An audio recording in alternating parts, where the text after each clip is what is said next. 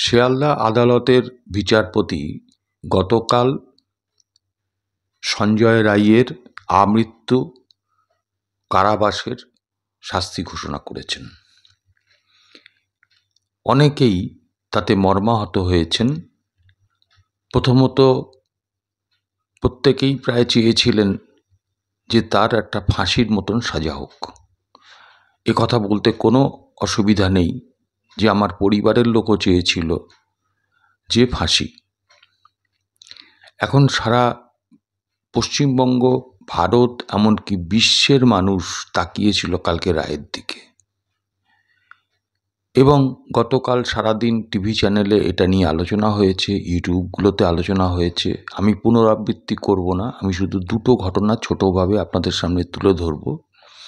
এক হচ্ছে যে এই যে রায়ের ভিত্তিতে আমার নিজের যে অনুভূতি, যে প্রতিক্রিয়া, সেইটা আপনাদের সঙ্গে মিলতেও পারে, নাও মিলতে পারে। আপনারা নিশ্চয়ই কমেন্ট বক্সে আপনাদের মন্তব্যটা জানাবেন। তো বিচারপতি যে রায়টা ঘোষণা করেছেন সেটা হচ্ছে তদন্তের রিপোর্ট যেভাবে তার কাছে এসছে তার ভিত্তিতে।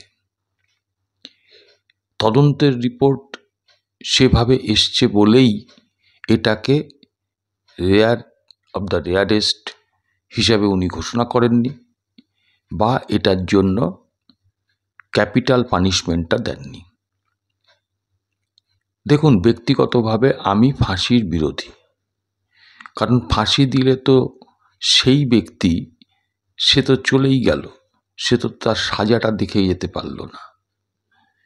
কিন্তু এইভাবে যদি আজীবন কারাবাসের মধ্যে দিয়ে তাকে দগ্ধে দগ্ধে তার যন্ত্রণাটাকে উপলব্ধি করানো যায়, সেটাই কিন্তু শ্রেষ্ঠ পথ।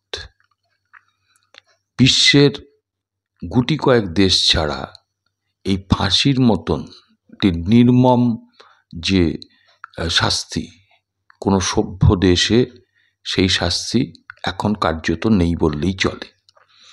সেটা নিয়ে হয়তো আমার অনেকে বিরোধিতা করতে পারেন, কিন্তু আমি আমার ব্যক্তিগত নীতিগত জায়গা থেকে দাঁড়িয়ে এই কথাটা বলতে পারি।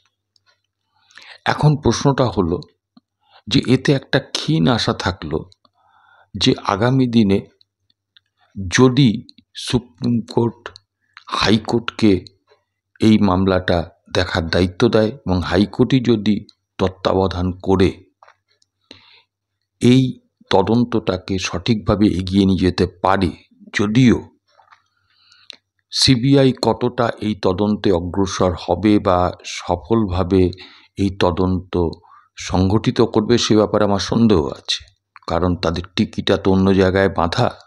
এর আগের ভিডিওগুলোতে আমি আলোচনা করেছি, সুতরাং আমি আর তার পুনরাবৃত্তি করছি না।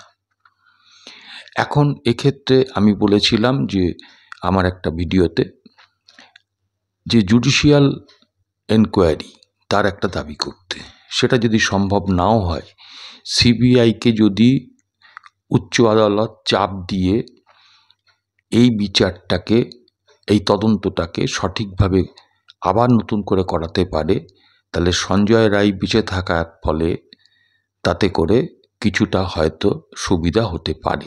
যদিও সঞ্জয় রায়ের সামনে অনেক রঙিন স্বপ্ন হয়তো দেখানো হয়েছে, তার পরিবারের নিরাপত্তার প্রশ্নটাও নিশ্চয়ই তাকে নিশ্চিত করা হয়েছে, যার জন্য সে কালকে তার বিরুদ্ধে রায় ঘোষণার সময়ও কোনো রকম ভেঙে পড়ার মতন ভাবের প্রকাশ ঘটায়নি। এবং শতাধিকবার তাকে বিচারপতি জিজ্ঞাসা করার পরেও এই মামলা চলাকালীন, এটা ওই অভয়ের মা বাবার কাছেই আমরা শুনেছি যে সে কিন্তু একবারের জন্য তার সঙ্গে আর কারা ছিল, সঞ্জয় তো অবশ্যই কালপিট, কিন্তু তার সঙ্গে আর কে ছিল বা কারা ছিল, কার নির্দেশে সে এই কাজটা করেছিল, সে কিন্তু একবারের জন্য সেটা বলেনি। এখন বিষয়টা হচ্ছে যে এই সঞ্জয় রায়ের এই বেঁচে থাকাটা, এটা একটা যদি আগামী দিনে তদন্তটা হয় আদৌ, আমার বিশ্বাস যে দিল্লি এবং কলকাতার সরকার থাকাকালীন এই তদন্ত সঠিকভাবে হবে বলে আমি বিশ্বাস করি না। যদি কিনা জনগণের বা নাগরিক সমাজের তীব্র চাপ থাকে, তাহলেই একমাত্র সম্ভব, হলেও হতে পারে। না হলে আমি কিন্তু এটা নিয়ে খুব একটা আশাবাদী নই, খুব পরিষ্কারভাবে বলছি। দ্বিতীয় যে বিষয়টা নিয়ে আলোচনা করে আজকের এই ভিডিওটা শেষ করব, সেটা হচ্ছে, তার আগে আপনারা একটু আমাদের মুখ্যমন্ত্রী, তিনি প্রচণ্ডভাবে ফাঁসি চেয়েছিলেন এবং এই ফাঁসির অর্ডার না হওয়ায় তিনি খুব মর্মাহত হয়েছেন। কারণ ফাঁসিটা হলে উনি হয়তো নিশ্চিন্ত হতেন অনেক ব্যাপারে। তো আগে তার বক্তব্যটা একটু শুনে নিন, আমি তারপর 2-4টে কথা বলেই আজকের ভিডিও শেষ করব। বিচারের রায় নিয়ে আমি আমার কথা বলতে পারি। আমরা এটাই বলেছিলাম, আমাদের হাতে কেসটা থাকলে আমরা কিন্তু অনেক দিন আগেই ফাঁসির অর্ডার দিয়ে দিতে পারতাম, ফাঁসির অর্ডার করে দিতে পারতাম। আচ্ছা, মুখ্যমন্ত্রী বললেন যে আমাদের হাতে যদি বিষয়টা থাকতো তাহলে আমরা ফাঁসিটা করিয়ে দেওয়াতাম। আপনারা ফাঁসিটা করিয়ে দেওয়ার কে? এই অর্ডারটা, যে কোনো শাস্তির ঘোষণা তো করেন বিচারপতি, তিনি করেন তদন্তের বিচারের উপর, তদন্তের বিষয়বস্তুর ওপরে। আপনারা যে 5 দিন আপনাদের পুলিশ তদন্ত করেছে, একদিনের জন্য সন্দীপ ঘোষ বা টালা থানার ওসিকে আপনারা ডেকে জিজ্ঞাসা করেছিলেন? আপনাদের এই 5 দিনে অভিযোগ, তথ্য প্রমাণ লোপাট হয়েছে। আর একটা নিম্ন আদালতের রায়কে আপনারা আপনাদের মতন করে করিয়ে দিতে পারতেন। তার মানে আপনারা নিম্ন আদালতকে প্রভাবিত করেন, এটা স্বীকার করলেন। নিম্ন আদালত আপনাদের দ্বারা প্রভাবিত হয়।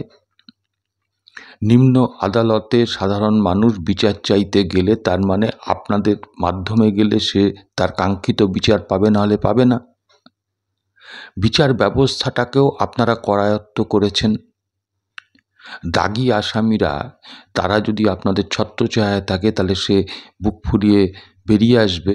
আর নিরপরাধ মানুষ আপনাদের যদি তারা মানে কুদৃষ্টিতে পড়ে, তাহলে তারা নিরপরাধ হয়েও জেল খাটবে, ফাঁসি হবে। এই তো এই বিষয়টা আমার মাথায় ঠিক ঢুকলো না। যাই হোক, এই তো রাজ্যের একে শিক্ষা, স্বাস্থ্য, খাদ্য সবই তো শেষ। মানুষের ন্যূনতম বিচার পাওয়ার জায়গাটাও যদি আপনারা কন্ট্রোল করেন, তাহলে মানুষ যাবে কোথায়? এই প্রশ্নটা আমি দর্শকদের কাছে রেখে আজকের এপিসোড শেষ করছি। আপনারা অনুগ্রহ করে আপনাদের মতামতটা জানাবেন। আবার দেখা হবে পরবর্তী এপিসোডে। ভালো থাকবেন। নমস্কার।